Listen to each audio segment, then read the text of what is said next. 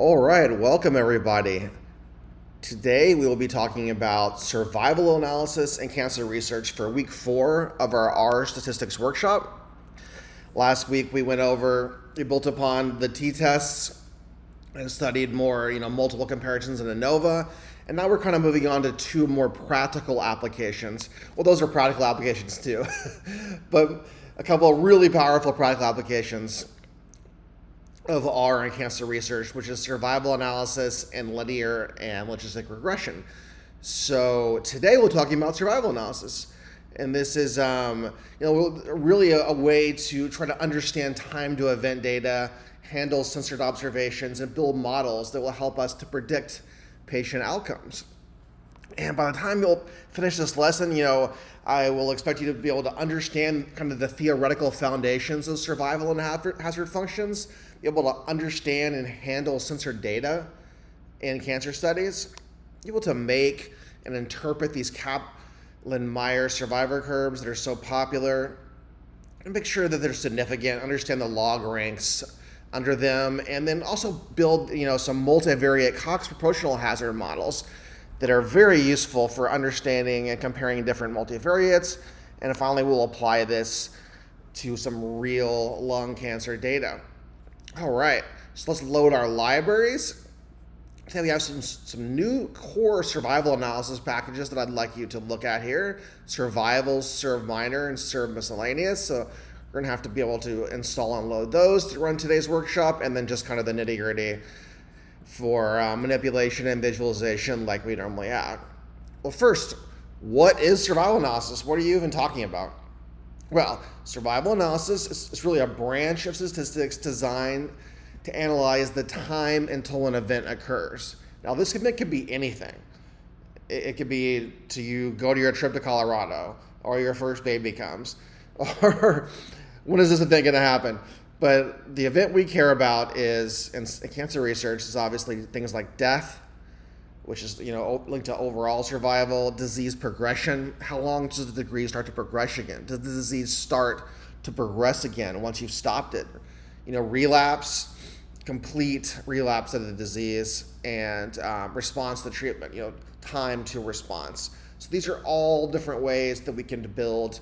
Even though it's called a survival curve, it really should be called an event curve and survival analysis, right? Because you're just basically surviving till the event happens, right? One cool thing about this, as opposed to other methods that we've been going over, is survival analysis can handle incomplete observations, so we'll refer to as censoring. And this makes it uniquely useful to look at clinical studies where you don't really ever have the full data, right? So just start off with the survival function. The survival function, S of t, represents the probability that an individual survives beyond time t. So what's the probability you will stay alive beyond any time t that we pick? And you can look at some different kind of distributions of survival functions. You see the red here, you have a constant decrease in survival over time. It's kind of, what you have in real life, right? With no disease. And then you have some other survival functions where, they started off, green started off really good and then dove down to worse progression or worse, events have happened. And same with blue, it didn't start off as bad, but it ended up lower.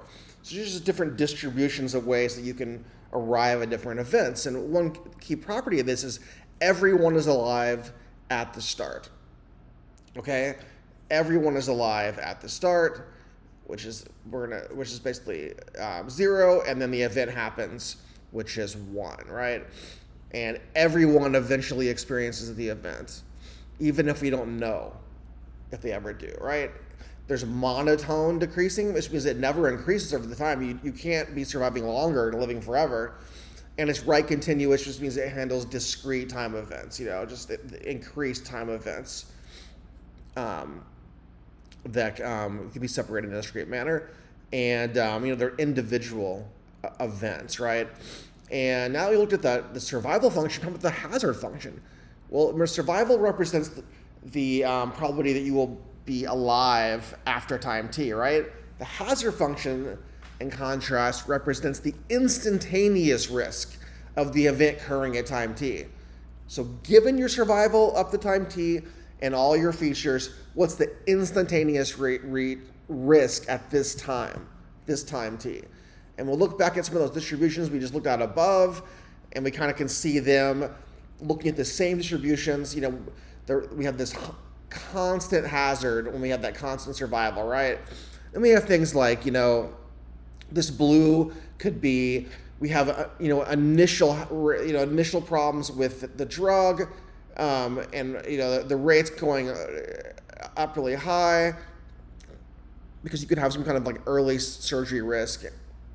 And then kind of so over time, original surgery, then things label off, but then over time you have something like aging effects that increase the hazard ratio. Something like the green here, where you have this increasing risk right away, maybe based on treatment, or maybe based on waiting for the drug to work, and then once the drug treatment works, your hazard goes down. Those are just complete different examples. Like I mentioned, a constant hazard is pretty rare. In cancer, things are going to change.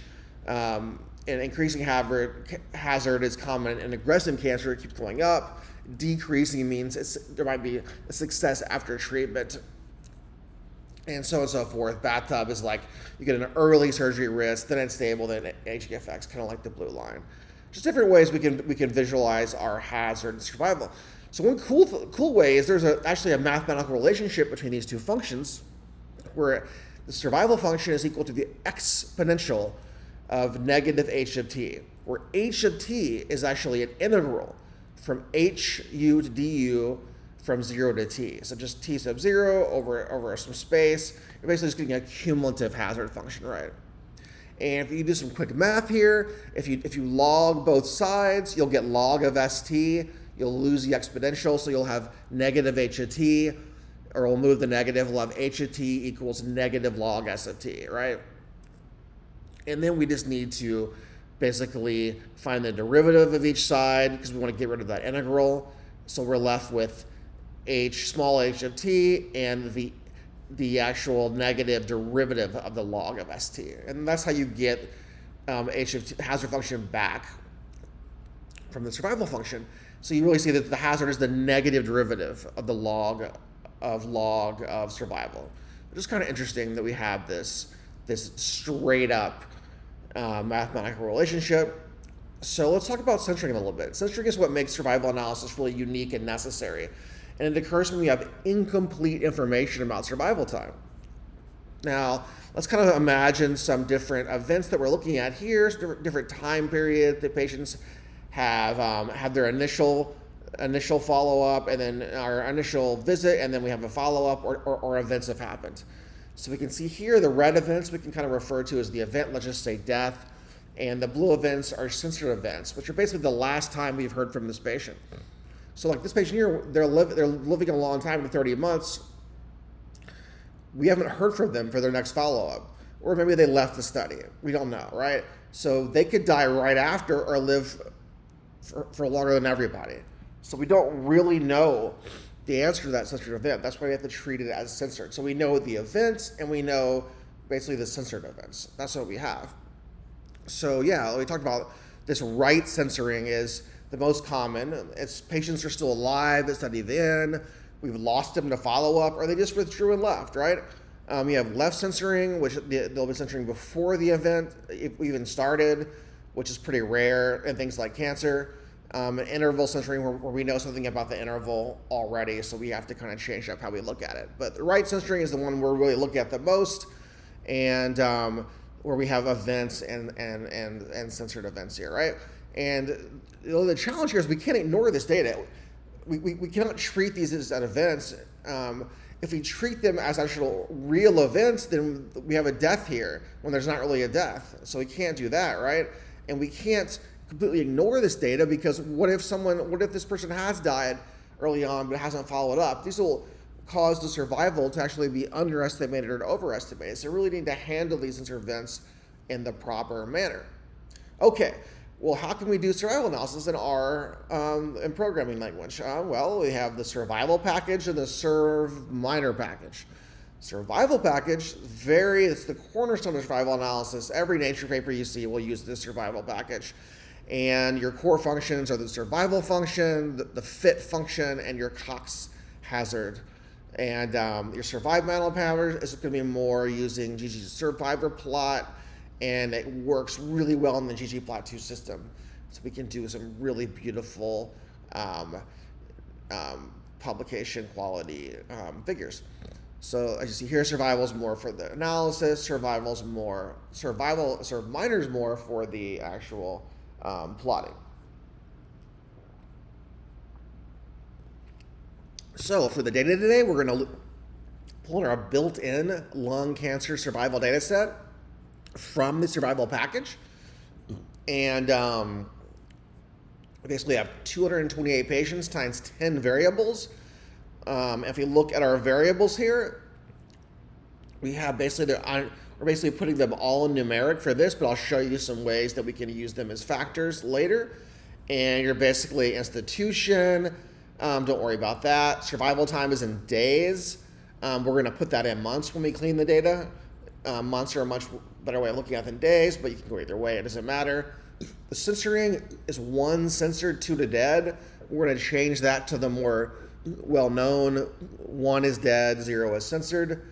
Your age diagnosis, which we're also going to create age groups, so we don't have to compare every single age. We have our patient's sex, we have our weight loss, we have our calories consumed, we have this Karnofsky score, which is 0 to 100. Basically, a physician and a patient respectively just have a good, they just say how they feel that day. I don't know, 0 to 100. It's kind of like that pain score in the doctor where they're like, what's the pain from 0 to 10? I don't know. What does this rankings even mean? I don't know. But anyway, we have those from 0 to 100, and we have this ECOG performance score from 0 to 4, and this is basically 0, you're fully active, no restrictions, and the higher this thing gets, you become completely disabled. So let's just kind of prepare this data. We're gonna do a couple of things that are interesting. We're gonna create this age group, like I mentioned. We're just gonna put into 4 age groups, and we're going to create an ECOG group. Actually, instead of those 5 values, we're gonna say 0 to 1 is pretty good, and 2 through 4 is pretty poor. So these are our 2 groups we'll do, and it's just easier to have groups to compare sometimes when you have these possible factorized numbers that can just run forever. Right? We don't want to compare that many different things, right? This is really important, our missing data. We want to look for missing data. How do we handle that in survival analysis? Well, if we look here, for almost everything that has a missing data, it's pretty small, right? So the way to handle those are 2 ways. We can just, survival analysis doesn't care about this. They can handle these values, so it's not a problem. This is more for our hazard analysis and other analysis later on. So there's 2 ways we could go about this. 1, we could just drop all NAs right now and just start with a full data set and go work with that forever. And honestly, it's probably the best thing to do for everything but meal, cal, and weight loss. Probably better just to drop and go with the complete cases for those, because you were not losing that many of them, right? Meal calories, there's so many, might want to just get rid of that feature completely, or because we already have weight loss, right? Or we could maybe impute that. Weight loss is kind of on the fence. I'm not sure what to do with that. Probably imputation. But the thing is, when you're doing we'll see later, when you're doing a univariate analysis, you can look at each of these separately, and NAs don't matter, okay, as much, right? So you're looking at them separately. So it just kind of matters what you want to do, and we'll talk about that a little bit later, the best way to handle that.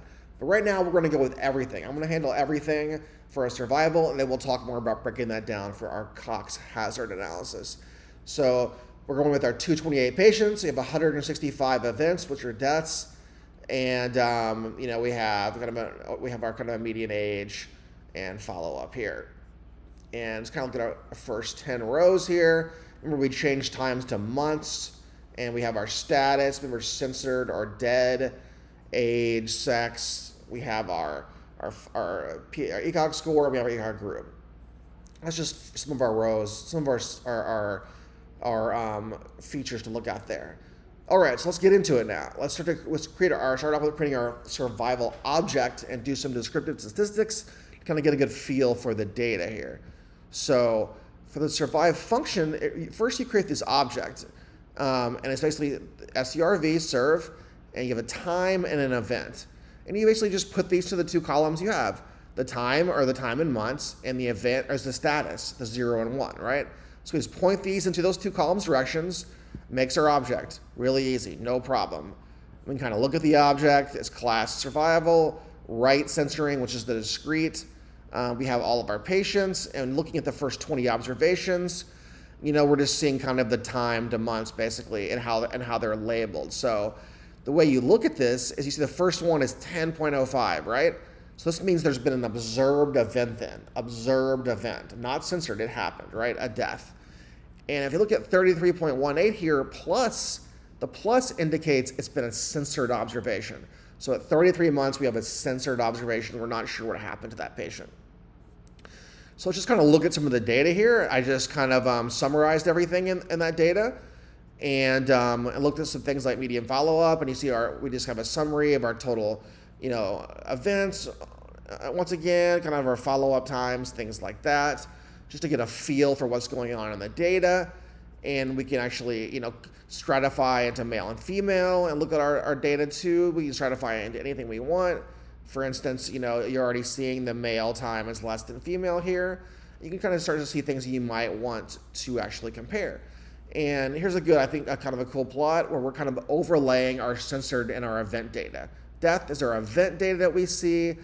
Blue is our censored data, and then kind of this purplish reddish thing is our overlap here. So we do have a lot of censored data early on, but we kind of expect that because people leave the study, for example, early on, and maybe we haven't had follow-up for a while. So that's the last data we have from them, and there's a substantial amount of censored data, but it's still pretty much engulfed by the real data. So I think we'll be okay there, and we can move on to our actual analysis of making our Kaplan-Meier survival curve, which is the most famous curve that everyone uses to fit these different groups in survival. So the way to do that is we basically just nest our survival object, survival time, months, status, right? Kind of an easy way of writing it here, our months and our events, right? And since we're just looking at all the data first, no comparisons, we'll do a till data 1 to start off in our data right here, and serve fit function. And let's look at that Kaplan-Meier curve overall. It just kind of gives us the full events and everything, because we're just looking at all the data at once, so it's not very useful. So we can also just kind of look at some different time points and look at the risk in our survival is going down, obviously, over these time points. More descriptive. We're still looking at kind of descriptive statistics to kind of be able to kind of make tables to see what's going on there. We see like our mean survival is 10.2. So how can we visualize this better? Well, as always, we can do it the hard way or the easy way. Hard and ugly way is the R way, right? Our plot way, base R way, where we basically just plot the actual object and label our values, and we add lines, this will be the confidence interval, and then we add survival, basically our survival, our 0.5 as our halfway through, and then our survival, median survival, we add these lines, and we get a feel for what the survival is, but it's kind of ugly. So let's jump in and use the survive minor package instead, right? So this is GG serve plot. We just put our data, our actual our survival analysis object, the KM overall, our data. We're going to ask it to have a risk table, and we're basically stratifying by, remember, the risk is just it's just going to be, I'll show you in a minute what that means actually. There are confidence intervals. We don't have to have these two things, but they're nice to have. We definitely want our p-value, but it's not useful for one curve right now. And we have our median survival line if we would like it, and kind of our colors, and our legend and values here. We see a much prettier graph here with our kind of nice, beautiful survival, median survival here. And finally, we have that risk table. And what I want to say, the risk table, what you're getting is at each time point, the number of people still at risk. So between 228 and 179, they're not all deaths. They're censored things too. So if someone's censored, they're no longer at risk. So if you add up the censored plus the deaths, right? Censored plus deaths. That's how many, you subtract those from 228, and that's the people still at risk. And if you look at this curve, how to read it, basically, it's just, you have all the patients, you have the time on the x-axis, the survival probability on the y, and basically each time you get a straight down move, like right here, or right here, or right here, a straight down move, that's a death. Someone has died. And then the curve keeps going to the right, it goes down again to the right, down again to the right. Each time someone dies, the more deaths happen at the same time point, the longer the line that comes down. So that's how you read the event deaths, and you see the little sketches, the little lines added, the vertical lines added, those are the censored events. So the vertical lines are the censored events that are not straight downs. The little ticks basically on there, tick, tick, tick, tick, those are our censored values. That's how you kind of read that curve, but that's not how you normally do it. You want to look at different groups, right? It's nice to know the survival of the whole group, but we're really trying to compare different things, right? So let's first compare survival by sex. Is survival different? It's significantly different based on your sex in this data set. So now pretty easy, we do survive time months once again, but now we do tilde sex instead of 1. And we just run that, and we see we're just stratifying. We've already seen that, and we see our median event is much lower than our female. And let's go ahead and plot that. KM sex, p value equals true and everything, because we do want statistical test, which will be log rank, by the way. We add our risk table, our confidence intervals, and our labels, and we get our really nice plot here. We get a low p-value, a log rank significance. We have our two different survival times, which are significantly different. And then we have our survival plots of our male and female, where we see the male significantly has a lower probability. It's not doing as good as the females in this case. So now let's compare the ECOG status, but by the group though. So first we're just going to take out that one number that's false, that one row that has the NA value. And see how if you look at things separately, you can just knock out the NA value for each thing you look at. And you don't have to lose everything, because you would have lost other rows if you had the full data set chopped up. So this is a way to, when you look at things separately, to knock out NA values to preserve the most data overall at the expense of standardization from the beginning. Two ways you could go, just want you to know both ways. So now we have that ECOG group, remember the poor good group we made earlier? So let's just do our survival by the ECOG group this time, and everything the same here in our plot. And we see we have this nice curve. We took off the confidence interval this time for a cleaner plot, and we see our poor group has a much lower survival than our good group, as kind of expected, with a log rank that is significant. And you can do some more summary statistics, kind of see the differences between them as well. So what if we wanted to compare multiple groups instead of just two? Well, we made that age group, right? So we can knock out the NA values, remember, specifically for age group. It knocks out like a column or a row or two. And now we do survive fit, same object, but now for our age grouped, we just plot it the same way as above, no confidence interval, and we get this nice plot here of our 4 different groups. But we're seeing our log rank is saying that it's not significant. So even though it looks like 75 dies much sooner, you'll also see there's not as many patients here. There's only 11 patients. And what you'll often see when you make a lot of these groups is even though you see some effects that seem obvious, you just won't possibly have enough power to prove it. So that is an issue. So you might want to reshuffle these groups up to be able to get that, to get more numbers in there. But anyway, so we see example here of multiple groups that are not significantly different in survival. So let's look at the log rank test. So we've been showing these p-values, but where are they coming from? So basically the log rank test compares survival distributions between different groups, where the hypothesis is, they're identical, and we're expecting at least one group to have different survival, right?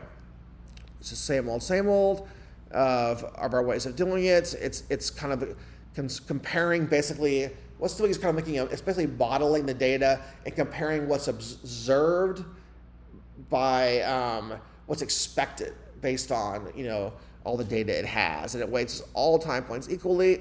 And really, it's most powerful when the hazard ratio is constant, which is not always seen in cancer, but it's usually constant enough, and does not care too much about non-distributions, distribution assumptions. So things like log rank, things like Cox pH lately, even survival analysis, they don't care so much about distribution. It's more about variance.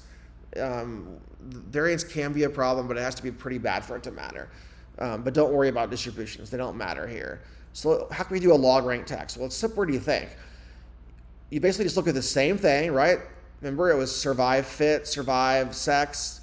That was how we got our actual value, right? Well, instead of survive fit, we just do survival diff, right? And run that, and we get our actual value for our log rank, which is the p.001.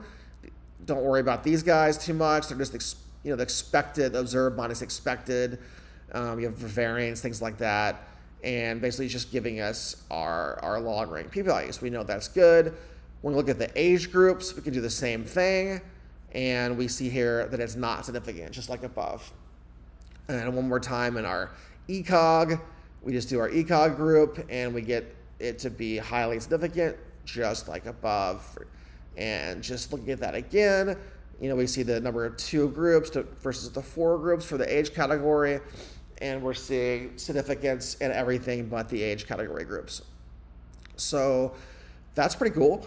And we can use these really kind of crude hazard ratios where you look at kind of the observations versus the expected and everything, do some crazy division, and then I'll kind of get you a crude hazard ratio for male versus female and good versus poor. But that's not really the way you want to do it. There's ways of doing those ratios better later, but you can just show here that there is a mathematical way of from that object to get those ratios that are pretty darn close. And then a hazard ratio is basically, so it's saying that it's not a probability, it's a rate. What is the rate? So like if the hazard ratio is 1, there's not a higher rate. The rate's the same, right? If the hazard ratio is 2, you've doubled the rate. So at this point, if you're male versus female, you have a 1.69 higher rate of death.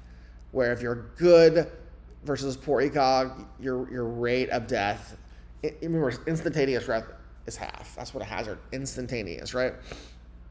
So it's another way of looking at that. But how can we actually do this a little bit better to look at this instantaneous risk and model hazard? Well, we can do that with a Cox proportion hazard model. And it's really a kind of a application of Cox regression, and it's a semi-parametric model that basically models this hazard, this instantaneous risk. It allows for multiple predictors. You can do univariate or multivariate, and it actually gives you the hazard ratios in the scope of all these different covariates, and it doesn't require distribution assumptions either, like we just talked about. So first, let's just do univariate models, and we're basically just going to look straight up on the variables, look at age, sex,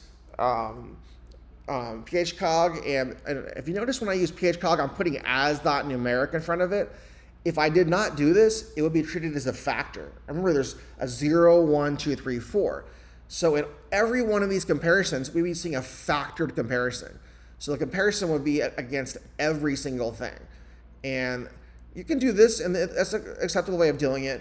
But for today, to simplify it, I just made it a number. Then it's just a number from 0 to 4. Even though it is kind of an ordered rank, it's still a good distribution. You know what I mean? And that allows it to go together with things like age, which is numeric, right? I just wanted to kind of avoid factors for today. Age can also be factors, and you have like 60 factors, right? So you want age to be numeric because of that. Or sex is a factor, so we care about the two different things. But like I said, that's another way you could have gone with that. You could have put a different value there, and you would have gotten, a full range of the different factors, and you also would get a linear version, a quadratic version, all different ways to look at those things together. But I think just using it as numeric ratio is better for today. Anyway, so how do we run an individual univariate analysis? Well, we use the same object, right? We're looking at age, tilde age. Well, instead of the survival fit function, we do Cox pH in front, Cox pH. That gives us diagnose's ability to run the univariate analysis. So you see here we're basically running a univariate analysis for age, sex, and ECOG, and then we're just putting a function here to basically run through all the rest of them for you. So you don't have to do each one of them here. And we're left with our results here from the Cox univariate. So if you look at each one of these separately in a vacuum, here's your hazard ratios, here's your significance, right? And what's jumping out right now is, these three are near 1, this one's near 1, so they don't seem to matter as much. But we're seeing sex and pH-COG are jumping out like we've seen before, with good ECOG and male really affecting the data here. So let's look at this in a multivariate Cox model. So that means we should be adding on more variables, right? Well, to do this, very simple. Cox, it's just like we use SurviveFit to add more variables. We just add on the more variables, make a bigger model. So it's Cog pH still, but we just added on basically the full model and ran it again. And this time we're going to get the summary of it, so what it looks like. And basically these covariants, basically you're seeing right away, you're seeing that everything is significant except weight loss. And then you're getting, for this exponential coefficient, you're getting basically your hazard ratio here. And you're getting a concordance value, which the higher the better. Anything around 0.7 or higher is really good. Anything around 0.6 is pretty solid.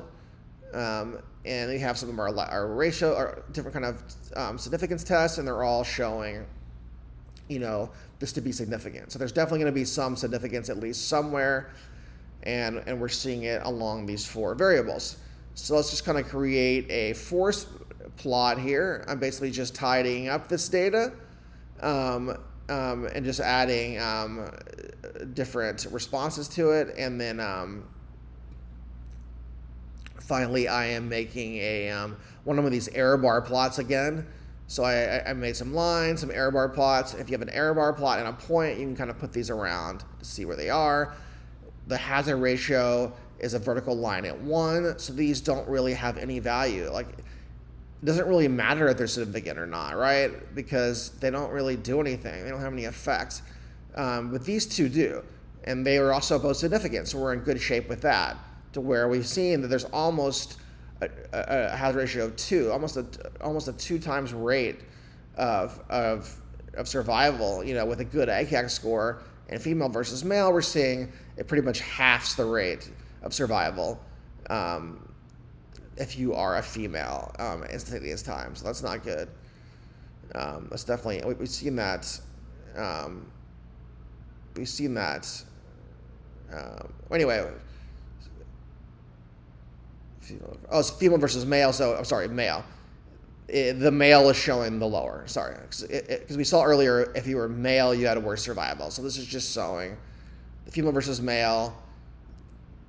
If you're male, you're having a worse survival, as you would expect, right? Because that's what we're seeing way up here, just to check, make sure I know what I'm doing, right?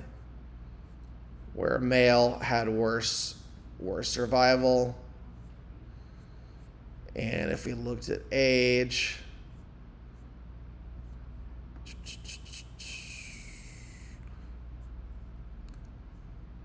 if you look at sex again, we're seeing this 0.5.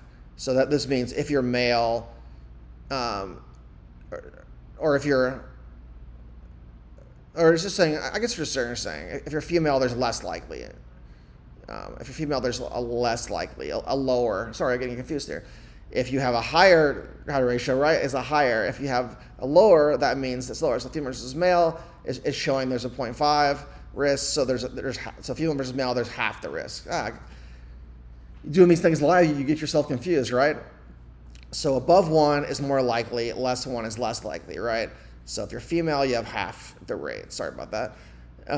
So what can we do now for the model selection? Well, let's now that we have the model, and it's modeling things really pretty well, but like, what are the, so look, if you look at the univariate alone and you look at the multivariate in comparison, even for the same variable, you'll see different hazard ratios. So we need to find a way to include the proper number of variables to get the best fit for the data. And one way we can do that is look at different reduced models, right? So we saw that sex and ECOG is so important, so let's just make a model with just those two only. So we do Cox-PH with just these two only. Look at the summary, and it looks good. Our concordance is good. We're significant. Both things are significant. So that feels pretty good. So let's now go back and compare all the models. So we have our univariate models, our age, sex, ECOG, and we have our full model and our reduced model. So what we're going to do here is just we're going to look here, make a table of all the AICs and concordance values, where concordance higher value is better, and compare them here. And when we do that, we see, concordance is just slowly going up, but we see the AIC is jumping way up for the full model. It's much higher than all these. Sex, ECOG in a second. So what could be happening here? Why aren't they so different? Is it really that much better? Well, if you look at it a little bit better, it's not. So what's happening is we're dropping in A values each time we're doing things. There's a different, depending on which one we choose to do our Cox-PH, we're dropping different rows. So they're not equally comparable. And the full model is looking at so many different things that's dropping the most rows. So it's getting a different, it's training on or fitting on a much smaller data set. So what we need to do is find all the models that fit all the same rows, right? So what we're going to do is grab all our models and put them in a list and look at common rows across every model, right? And then we want to, once we have all the same rows, then we'll refit everything with those rows instead. And now when we do that and we compare back with the same thing, like instead of 228, for example, for full, we have 210. Now they're all using the same 210 rows. And you see concordance does not change. So concordance does not need, it works pretty well without, even off the same rows. But comparing A1Cs, you need the same rows. And IUC things are much closer, but the full model is still winning. And one last thing we can do, just for this comparison, is run a likelihood test by the ANOVA and just see if it was worth it to add these variables. So model 1, model 2 has the full deal. Was it worth it to add? Yes. Significant, it was worth the add. So it makes sense that that model will be chosen as the better one. So finally, how can we automate this? We can't just go through every single combination, right? That'll take forever. So how can we actually use a function to step through these different combinations? Well, there's just called a step function. So basically, what I'm basically doing is refitting. I want all the same rows. So I said NA and omit complete cases. And then I'm putting this into the step function, direction backwards. And what this means is if you put a full function in with all the variables and you do direction goes backwards, it just takes away like one variable each time and then recalculates and see if it's a better fit. And if it's not, it throws it out. If it is, it keeps it, and it goes down through each one of them, and we get a good feel for the best fit of the model. If we wanted to do direction forward or direction both, we'd have to have also a list of every possible choice, or it wouldn't know where to go. So backward's a good choice because you can start with everything, and it knows everything, so it just goes backwards through them.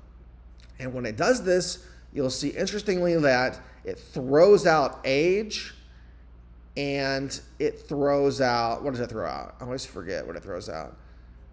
It throws out age,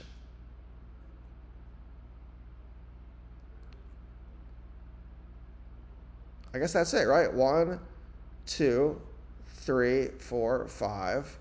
1, 2, 3, 4, 5, 6. Yeah, so all it did was it kept the full model, but it threw out age this time. And this is kind of different than what we had before, where we had a full model, but our full model was on, let's see, our full model, 2, 3, 4, 5. I guess it was the same.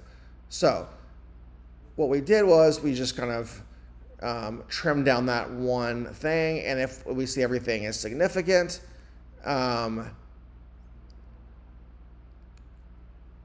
but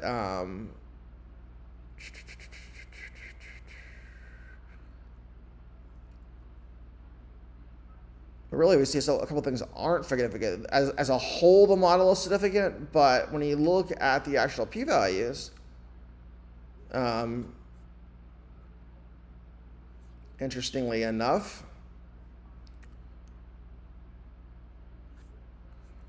that they're not all significant. So PCOG is, and patient carno is, but when we're using this model, two of these values are really, really, really close, but they're not really significant, right? However, when we look at the model overall, it is significant and it fits well, and it has a low A1C there as well. And we kind of got the same thing when we fit the other model, right? The weight loss wasn't significant there either when we looked at all of them. So look at these full models, even though the model fits well, every single variable may not be completely significant, but the interaction of the terms can affect the result of the data. Anyway, so let's, sorry, I was doing my own kind of like little look into this. So let's just take let's compare the models again. Let's do the Cox backwards, right? And compare that to the full. So did it make sense to add everything back is the question. Did it make sense to add this back to get a better thing? No, it didn't. It was not significantly better to add that back. So this other model still is the best one that we have. It looks like here, get the best result. So now that we have that full model, we need to actually check the assumptions now, kind of like we did before, normality, equivariance, things like that. So let's jump into that. So the first thing we do, we have our model, the Cox backwards, and we have our proportional hazards assumptions, where the first one is Cox.zph function, and this basically is an idea of the hazard ratio is staying constant over time, and we really want a value over 0.05. And we have our global value looks good. We only have one of them that's not over. That's close enough. We feel like there could be one slight potential violation, but overall we are good enough. And let's calculate the discrimination, the C index, which we already did earlier, but I want to show you how to do it by hand. You actually use this concordance package with the model, and that gives us our value, where you really want over 0.7, which is in the standard error. Well, it's close to being. So this is a good discrimination. It's over 0.7. We're pretty close. We're getting a pretty good discrimination, but it could be better. But here's one really cool thing what you can do is once you pick your model, once you choose your model that you think it fit the data the best, you can predict a risk score for all your patients now. We basically used our linear predictor here, the type was LP, run predict on the model, and you get a risk score for every single patient. And then based on those risk scores, you can do something like stratify them within different groups. So what I've done is I've taken those scores, and based on the values of basically of the quantile values, I put them into three different scores and groups, and I've done a Kaplan-Meier curve on the risk group, and I have plotted it below. First, I want to show you really quick, just to look at some of those. We're looking at assumptions, right? Well, let's look at those, the first assumptions there, and look at the risk. Because I printed some of the risk before my Kaplan-Meier curve. And let's kind of look at these values. So these are just each of our features here. And this gives us a sense of our residuals, and we're looking at equal variance here. Because remember, equal variance is the one thing we actually care about. And we have 4 continuous variables and 1 categorical. That's why you're seeing the split here for categorical and the continuous the other ones. You actually want this nice spread across, and you want that middle line to be somewhat straight. If it's reasonably straight, you're in good shape. So for all these, we are looking like we are in pretty good shape. And we look at our final model plotted by GG5 fit. We see that the high risk group has the lowest survival, kind of as expected with a higher risk score. So that's pretty cool, I think, to be able to make these risk scores. And you can stratify into different groups and kind of look at the different survivals. There's a pretty huge difference between the survivals of low and high. So that's pretty cool. And then you can do a Cox on in the risk group and look at the actual different values. If you look at the intermediate risk, it's 1.19. High risk is 2.69. So the hazard ratio is really going up higher as the risk groups are getting getting worse. Okay, great. So I think we're doing really great. I think we've pretty much covered most of the stuff, but I want to run us through a few practice exercises just to get some repetition like we always get. So first, I'm going to do a complete survival analysis by making some treatment groups and seeing if there's a difference between them. So I basically just added a column to our data, whether you've had standard, experimental, or combination treatment. And this is just kind of random here. I just kind of put a distribution of these across, so they're not going to be, fitting the data exactly how you might expect. I mean, we don't really know what the data is, so these are kind of a non-biased way of distributing the different kinds of treatment among the patients. You can see here we're pretty even among the patients here. Our survival times are pretty even, which is not good. Actually, we'd like to see some more differences. And we will basically run our curve based on our treatment. First, we'll do a log rank, and we see that it's not significant. We're not looking good. It's not significant. Actually, none of the values are significant. And if we look at our log rank, once again, these treatment groups are not. So our stratification into treatment groups here has not been able to separate. Our log rank is not significant. So that didn't work out. So it won't always work out, but I wanted you to see different ways of looking at it. And let's look at the Cox now for it. The Cox pH, same deal, treatment. And I'm actually going to add two things we already know things about, this age and sex, just to show how they play out. And let's look at our Cox model here. And you'll see that only sex came out, because we know age is not significant and we know female is. And then we kind of know that experimental and standard aren't. So that's what we'd expect. We only expected that in our multivariate for the female to work out.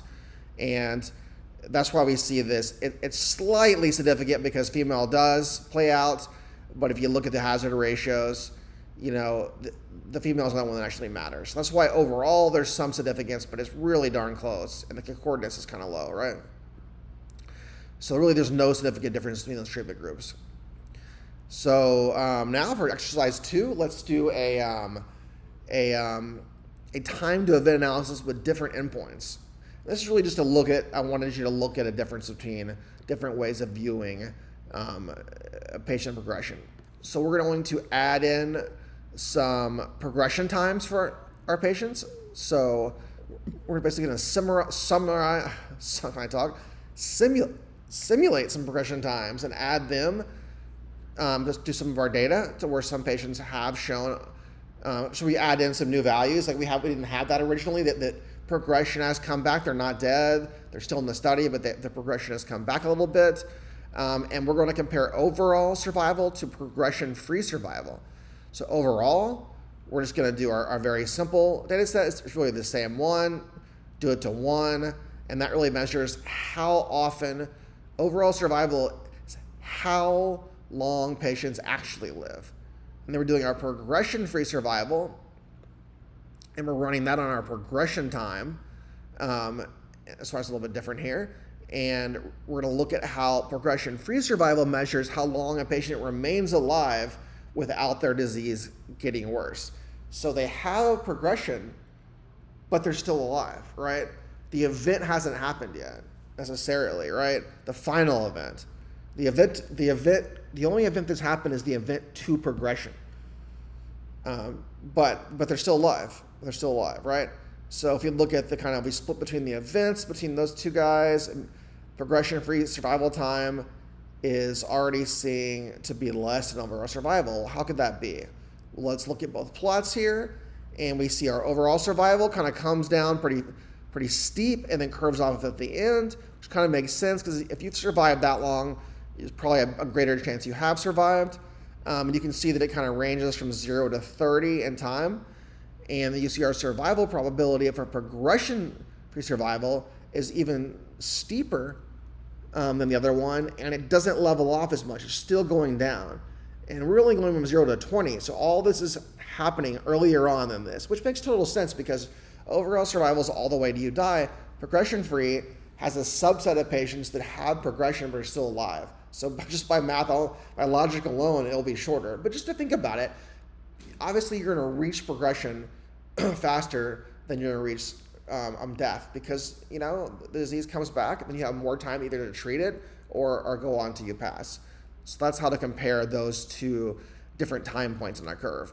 And finally, I just want to show you how to build a clinical risk score based on a priori knowledge. So the first one we did was a linear, kind of a data-driven way of doing it, right? We calculated the best model. We predicted based on a data-driven methodology to create the risk scores and then solve the difference between them. Here we're going to look at the literature and make a risk score based on what would you expect there to be a response to, and then fit the data to that and see what we get. So for this, we're using the myeloma data set. And you can see here we have kind of different expression level, gene expression levels, different copy number effects, and obviously different treatments. And we can kind of skip this summary statistics a little bit. And what we'll do here is we're basically making the score here, right? This is our basic data set. Here's where we're going to basically make the score. We're going to basically give a point. So we're adding a point if you've had 3 copies amplification 3 copies. We're adding a point for proliferation. This MAF or MSET proliferation, so we have higher proliferation, higher risk. And then if we have, if our TPD3 is higher than a certain value, or our WSC1 is higher than a certain value, we get more points as well too. So this is kind of just based on the literature. If we have these kind of things, we tend to have a higher risk. So we're kind of built our own score based on that a priori, and we will now, throw guys into our different risk groups, stratify, and see what we get. We see a pretty good stratification of our risk there. But when we run our model here, based on risk category here, we see there's only one event, intermediate risk. That's really going to throw things off. So that means there's 22 censored events here, intermediate, which is interesting why there's so many censored in the middle. Maybe it kind of makes sense because high risk maybe have less censored because they have the events. Low risk have all the censored events, or maybe they I don't even know. Maybe their events happened earlier. But anyway, it could be totally random. This is going to show up here in a second when I actually do the plot, where we see the intermediates way up here. It only has 1 death, so it doesn't really fit into the curve very well. However, the high risk is so much lower than the others, and it still is significant overall. So high risk is still significant overall. So we ended up able to build our data set, our risk curve from the literature, and apply it, and we're able to stratify those groups. If we throw it in the Cox model, just like we had before, we can see the high risk is much higher than intermediate, which is probably the lowest actually. But we're seeing this very high Cox hazard, proportional hazard, right? So that's really good. It's really showing a high concordance, and we're really able to see these differences in overall survival. So we're able to stratify these things, which is good, and kind of show that these different factors are contributing to this risk assessment of it being bad. And one thing we could also do, is just a really quick deal, is we could have just used the gene expression data alone and use the expression data alone to throw them in different categories and not use the copy number thing. So if I do that alone, make some more groups, this time it actually is significant. So really depending on how you decide to set up things. I mean, they're both significant, right? But the point is you can use the literature to set up different kinds of risk scores to be able to, based on your research question, to be able to test with the data. And finally, how do we handle missing data in survival analysis? I think it's really important. I've been kind of talking about this as we go through how we handle this data today. And once again, when we look at the kind of the missing data, if you remember, there were several that we saw, just kind of 1 to 3, where really those we should probably just thrown them out and gone with the complete cases. With the weight loss, it was kind of high, so maybe we should have done an imputation for that one. Remember, the meal category was super high. I think that one should have been thrown out. We probably should have done imputation here thrown these out for complete cases and gone with a full data set from the very beginning. That's probably the proper way of doing it, but I wanted to show you that there's multiple different paths to get to the end.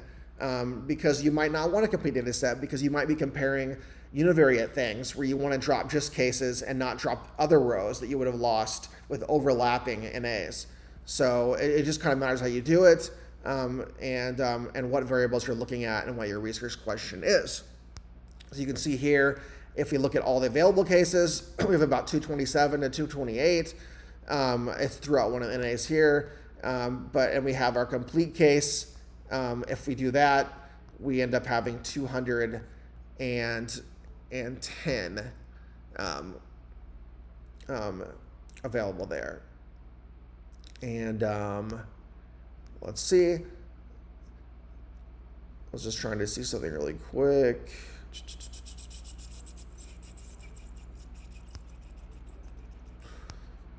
Yeah, so the reason available data is 227 instead of 228 is because we threw out that PHE cog there. That would have given us 228. So really the full data is 228, to be honest with you. And then the complete case data is 210. Remember, the 210 is when we put all our rows together to compare our models on the AICs. So really, the ways to look at it is if you have under kind of 5% missing, just do complete case. If you have over 20%, like the weight count, probably just get rid of it or maybe impute it, right? And just keep an eye out of what you're doing here. So this is a summary of week 4. So we've looked at kind of the fundamentals of survival analysis, seen that it analyzes time to event data and gives us that kind of probability based on at the time t that you're going to live further, right? And where more hazard is your instantaneous risk at time t. We're able to use the Kaplan-Meier method to plot our survival curves and be able to handle our censored observations and be able to see, use our log rank test to really find survival between the groups that is significant survival differences. And we're able to use our Cox proportions hazard model really to look at more univariate and multivariate variables on their own and along with other covariates, and be able to talked about how to handle missing data, different endpoints, check for assumptions, things like that.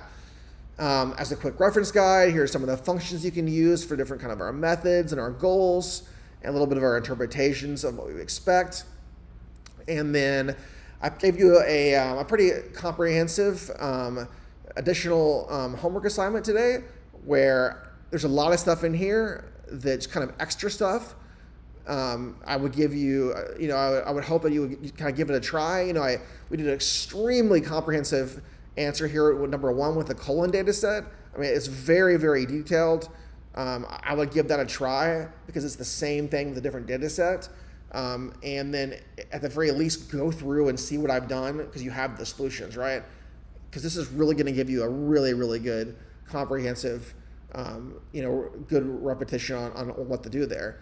And here's just kind of, I gave you some ideas on how you could do some different simulation studies. You can try those out or just check out, the answers. And then I kind of showed you some advanced topics. These will be a little bit harder for you to do on your own, but these are things you could explore knowing you have the answer to be able to look at further. So I'm just trying to kind of push you a little bit farther since we've already kind of repeated a lot of this already. Here's some different resources. It's kind of a good book you could check out. It's free. And some of just the documentation and cheat sheets are always great. Really just got all your cheat sheets together, you can probably do everything, right? And for next week, we're going to look at the underpinnings of in the matrix algebra that's really driving linear and logistic regression, and we're going to look into using those and utilizing these in the concepts of cancer research. We're going to talk about how to build these models and select the best models and then do prediction and validation techniques and then be able to report these for publication. And really, I think that these are our kind of our pillars are like t-test, survival function, and regression. So as we start doing that transition to machine learning in our next series of workshops, this is a good segue, I think, to look at a little bit of the math behind the linear algebra and then look a little bit of how we apply linear and logistic regression for both to categorize and predict. So Thank you for attending week 4 here. I think we got a really good workshop, and that kind of concludes us for that. And I will see you at the next workshop. Thank you.